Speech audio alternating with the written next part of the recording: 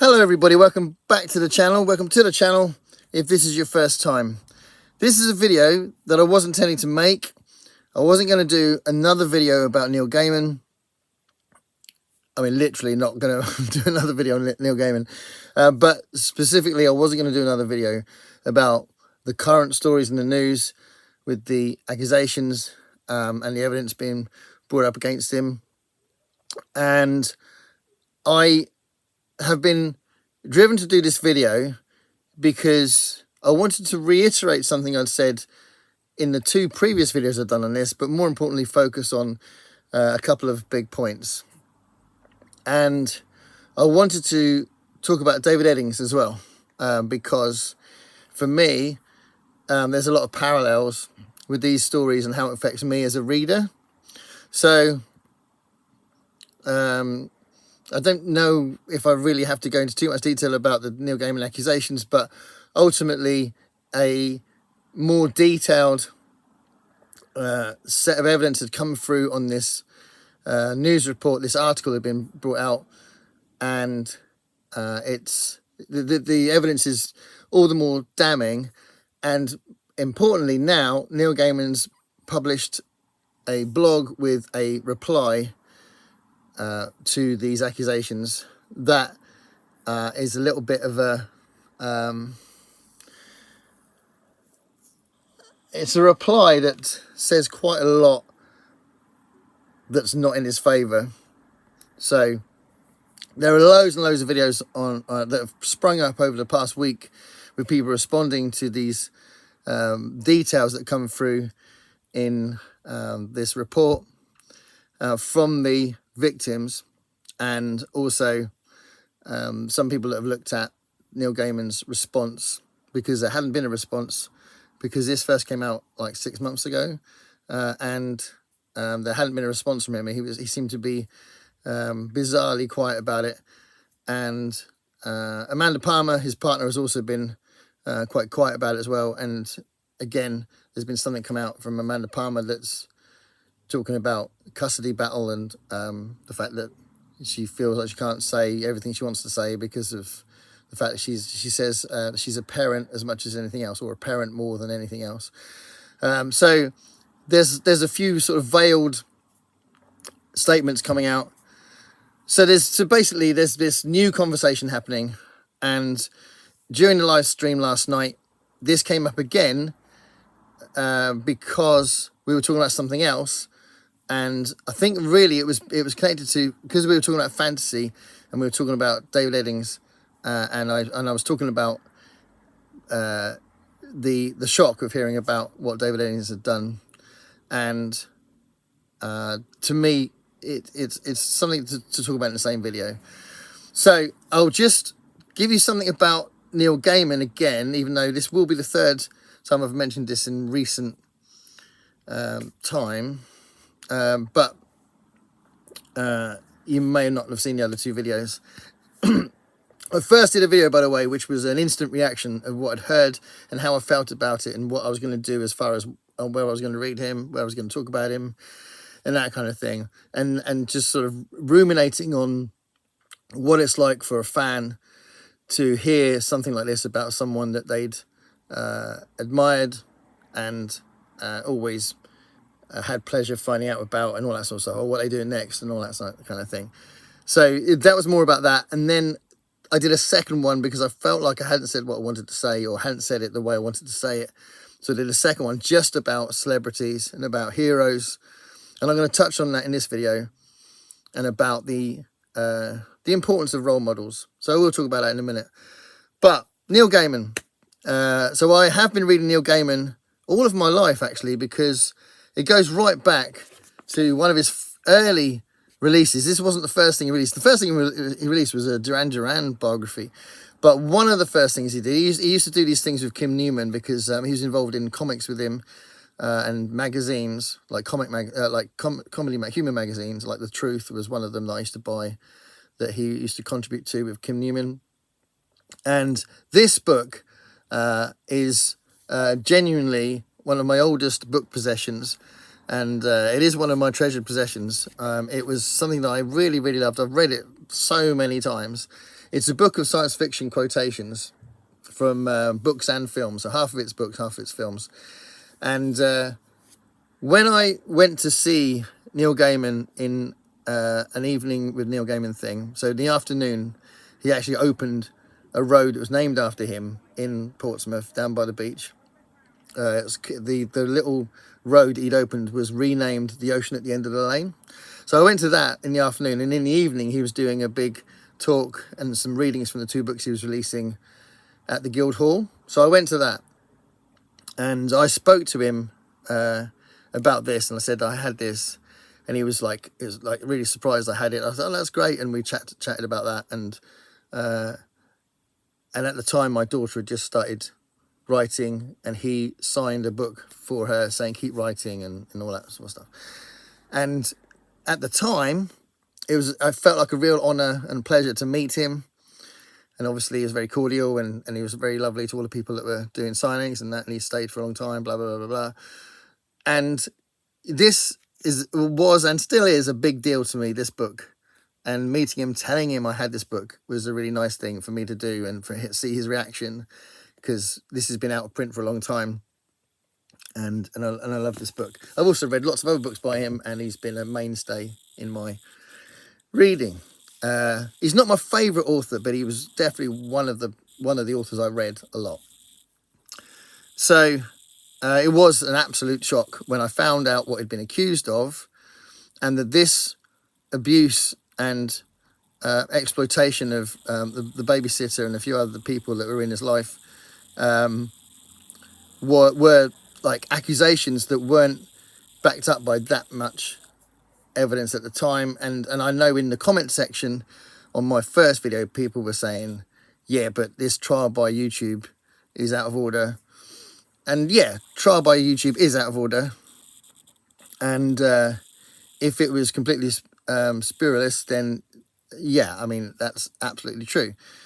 I think it's more than that, and it's definitely more than that now with these other reports that are coming through and the details in this case. He's denied all of it, but he's also denied it in a really weird way, and he's kind of apologised for treating them badly, and I don't know, there's elements of it that make you wonder what happened, but you do feel like this is a ritual abuser, a repetitive abuser, and someone that had this other life that the readers didn't know about. And it does affect, well, for me, it affects how I talk about him on the channel.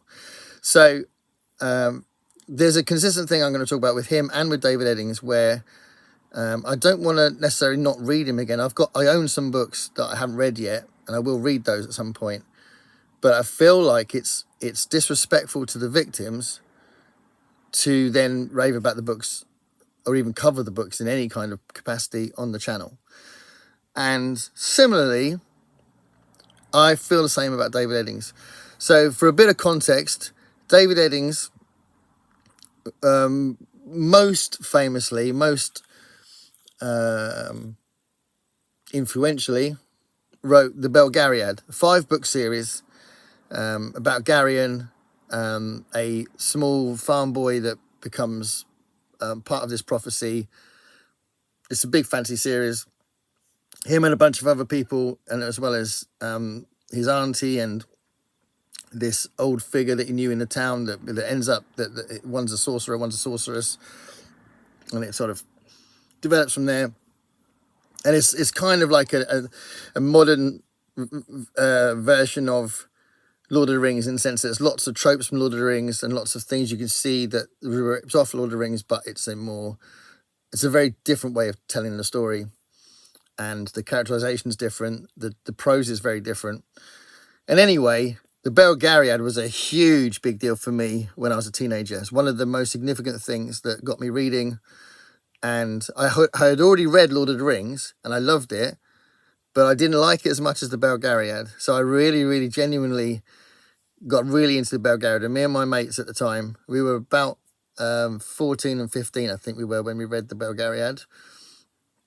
And we all talked about it loads. You know, we'd kind of sort of play act the characters when we went down to Portchester Castle, and you know, there was a thing. You know, it wasn't simply, oh yeah, I read that book, or I read those 5 books. It was a really big deal. And I found out about what actually happened with David Eddings quite recently. So I only found out this about a year ago, and I was so shocked. I was so shocked. I was gearing up to do a rereading of the Belgariad and cover the 5 books on my channel. And then I found out that David Eddings and his wife, Leigh Eddings, who co-wrote with him sometimes, they were both convicted of 11 counts of child abuse against their 2 adopted children. This is insane. I mean, when I found out about this, I was completely flabbergasted, totally shocked. I couldn't believe it. I was like, really?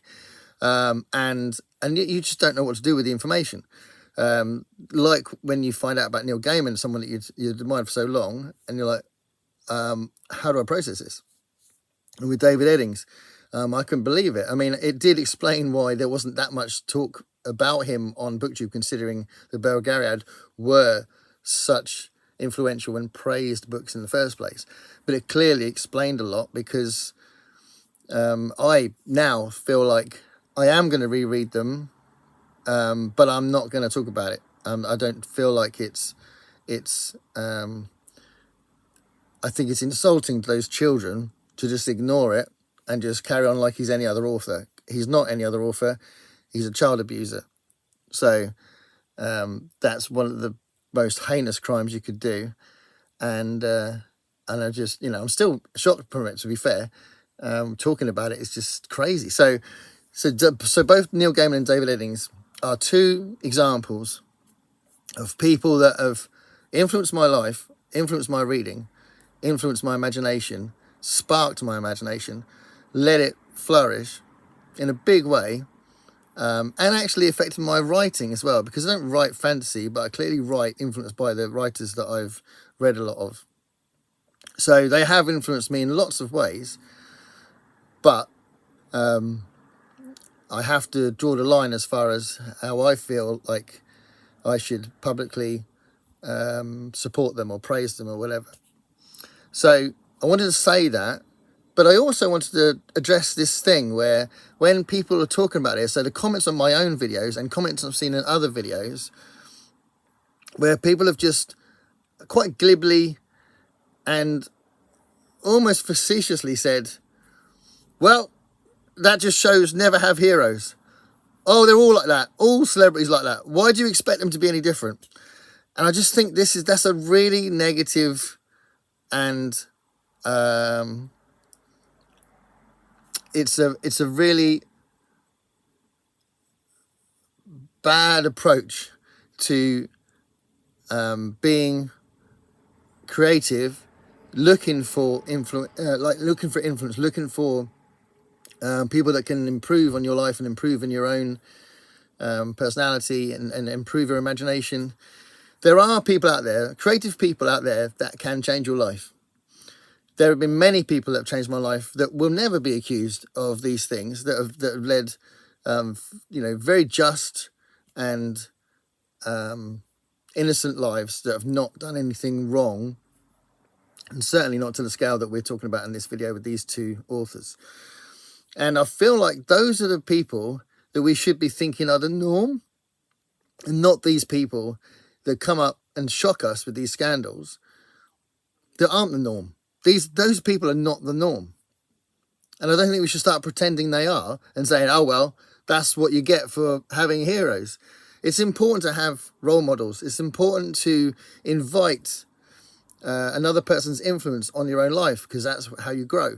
If you're a kid, you get your imagination from these creative people. And, I've talked before about Jim Henson, what a big influence Jim Henson's had on me and how much I love that man. I've never met him. He doesn't know me. I don't know him. I've never met anyone that knows him. But he has had such a profound effect on me and still does. And he's been dead since 1990. And, 30 odd years later, he still has that influence on me. And I'm still grateful that he had an influence on the world and he had an influence on me. so far in these 30 odd years, there hasn't been a story like this about him. And that's nice that nothing's happened like that.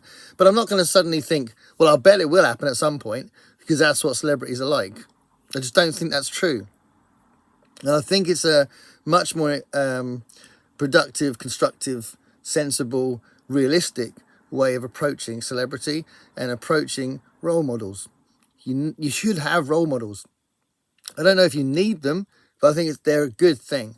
And you should allow yourself to be influenced by people, because it makes you a better person. So I think that these two stories, the recent Neil Gaiman story and the older story that I'd only recently found out about David Eddings, are very important stories. It's important that these people are punished, and for Neil Gaiman put through the trial process, and obviously, the case goes through properly.